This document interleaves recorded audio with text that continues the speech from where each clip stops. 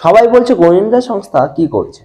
বলি, দেশের নাগরিকরাই যদি জঙ্গি হয় তাহলে গোয়েন্দা সংস্থা আর কত কি নজরদারি করবে? ঘরের ভিতর শত্রু লুকিয়ে থাকলে কি আর ঘরের লোক বুঝতে পারে?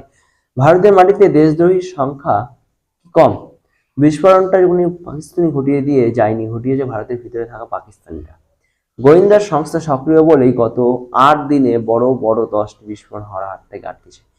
বেশি ধরপাকড় করলেই তো আপনারা আবার বলতে শুরু করেন, বিজেপি মুসলিমদের বিনা দোষে গ্রেপ্তার করছে, সেটাও এক জ্বালা।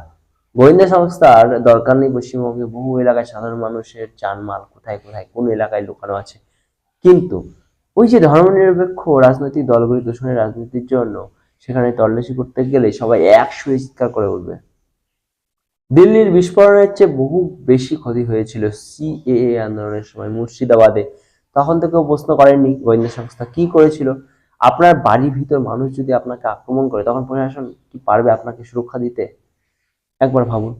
জঙ্গিগুলোই জানে বিস্ফোরণ করার সঠিক সময় কখন, তাই ভোটের আগে বিস্ফোরণ করিয়ে ধর্মনিরপেক্ষ রাজনৈতিক দলগুলির সমর্থন আদায় করে নেয় জঙ্গি গোষ্ঠীগুলি।